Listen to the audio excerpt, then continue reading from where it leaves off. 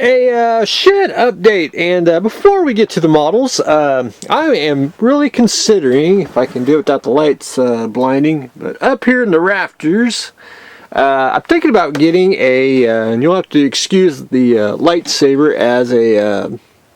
as a prop here, but I basically want to hang an overhead camera rig that hangs down, I don't know, about here, like so I can hang the camera basically vertically over my little table here, so I can actually be hands-free and do kit reviews or look at kits like that. But it has its disadvantages because I want a quick release so I can take it off and basically do the GoPro thing and walk around and discuss models. But anyway, I'm thinking about that. I may do something like that. Just got to think it through. But on the shed update, as promised, I went and got Robin out of layaway, which I have an extensive layaway at the hobby store. He's been doing that and been good to me, and been doing that for many years, and I try to keep that alive, and that's another way that I'm able to get 2 kits, because that's the way we like to roll around here in the art, so we can have 2 of the same kit, one to build, one to keep. That's just the way I have been. It's a great kit. I love the entire series of the Mobius Batman kits, which Riddler is on deck next, so hopefully we'll get him I'm going to say first quarter, February, March maybe, so looking forward to that. But anyway, adding another Robin, Boy Wonder 2, the Ark. I go to consignment stores, I go to thrift stores, I also go to the flea market, and I picked this up at the flea market. When I bought it, it was really cheap, and I thought I was getting the original MPC one, but I had to look at the side of the box. It's got round 2, which that tells you that's the reissue. It's not a big deal, and it's a 1/25th scale Jeep, which, coming back here to the 1/24 scale, which I bought it for 2 reasons. One, to go with the SF3D stuff, because they're basically 24/25th scale, and I bought it to go with my 24 scale pinup girls, which I already have a Jeep, which is the one from Testers, Italeri. So now I have the Willie's Jeep from Testers and Italeri, and then we have one from Round 2 MPC. So that was a two for, if you will, type of model kit. It hasn't even been started, and this is one of those where you can make the Jeep or you can make the one with the Canon.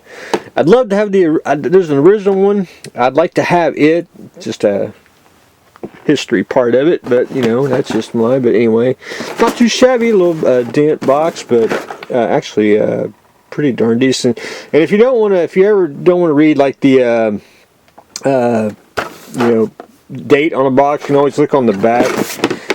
Newer kits have, especially Round 2 has been doing it. They put the parts trees on the back of the box, which it's all right, I guess. It kind of does help if you're ever trying to piece together a model. I mean, you got the parts on the back, easier than flipping through the instructions and all that stuff. But anyway, not too bad. Adding the MPC World War II Jeep to the Ark. There's it's called an antique toy store. It's here in town, and it's basically walking through memory lane. And we need to go look at the little shed, or you can go upstairs and take a look at my stuff. And it's basically just walking around. But he does get model kits in, and he got this one in. This was pretty cheap. This is a reissue of Frankenstein's Flivver, but this is from Polar Lights. And the reason why I bought it is because this box is in a square box.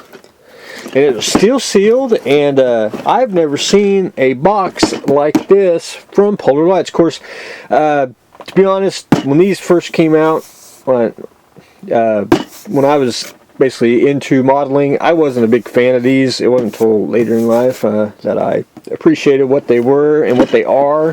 I think they're absolutely fantastic, which I'll get off subject right here. Gorgo. There's a fellow modeler who took a Gorgo and basically combined a Frankenstein's flivver and a Gorgo and made Gorgo's gasser. Even made the box art for it. It's just absolutely fantastic kit.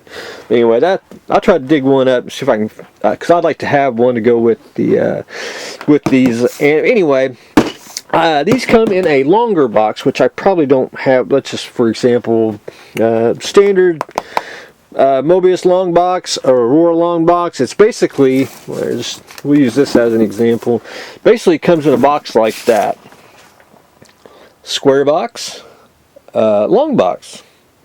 And that just blew my mind. I've never seen one, so of course I had to have it. And so I don't know if I don't know if Aurora actually made a square box or Polar Lights did it. So anyway, that was kind of a little treat. But I think that's just pretty darn slick. There you go. It sounds complete and it's sealed, so we are good to go. But anyway, I'm adding Frankenstein's flivver, and I got a bunch of those. I like to have. I think I got most of them because got Dracula, the Wolfman. I think I got an entire set. I think if I did, it's probably buried somewhere in here because that's most of the Mobius, and right through here should be Polar Lights, which kind of filtered in both. But anyway, that's another issue. Anyway, adding the Frankenstein's flivver to the art. And up next, I got this from Russia. This is the Zvezda's 1/2700 scale 2-foot Star Destroyer, which is gorgeous kit. I mean, it's just absolutely fantastic. This entire kit is all in Russian, instructions, everything except for one thing. The only lick of English is that any sales of this kit outside the former USSR are illegal. Well, I have contraband here in the Ark, so I am very, very happy to own one. I heard now, this is strictly rumor, Revel, Germany, which I don't know if I have a box handy. Well, we'll pretend right there. Revel, Germany is supposedly at the end of the year, maybe the fall, they're supposed to rebox this kit. And so that'd be another way that I would be able to get two or more, because it's a gorgeous kit. I'll buy the other little Star Destroyers, but I'll buy this one for sure, just to get the for the sheer size. Man, what I got stuff falling down for? Gosh darn it! That's what I get for putting the heavy stuff on top. But anyway, the gorgeous spot. The post office a little rough on it. It took about almost 3 weeks to get here, which I thought that was an extremely fast time for coming out of Russia and cheap. But I basically about $120, and I got the kit and the box because I'm one of those, I want the box. But anyway, the only bit of English on there, so read the warning if you want a little contraband. But anyway, gorgeous kit. This kit has one flaw, and it does not have it, and that's the little fins that go on the outside of the engine. But other than that, I really don't see a issue with it at all. I think it's absolutely top notch. And I look at it this way: if you actually, this is probably a New Hope version, but you could Rogue One, Star Wars Rebels, or something like that. But anyway, gorgeous kit. I really don't know where to put it either, which I'm probably going to have to stick it in the big kit box pile is what I'm going to probably do. I can't really stack it in the Star Wars section, which is just about full, and it is full in the front, So anyway, I'll probably have to stick it up there and hopefully get another one. Maybe another day we can get a second Star Destroyer for the Ark by Zvezda. But anyway, that is what I have got going on today. I got to clean up my little mess because I had some model fall down. Thinking about putting a boom microphone stand to hang down for my little table here. But anyway, we're adding the gorgeous Zvezda 2-foot Star Destroyer. We're adding Frankenstein's Flivver. Adding another 24 scale Jeep to go with the pinups. And we're adding another Robin to the Batman series here inside the Ark. So that's what we got going on today. So stay tuned for the next exciting episode.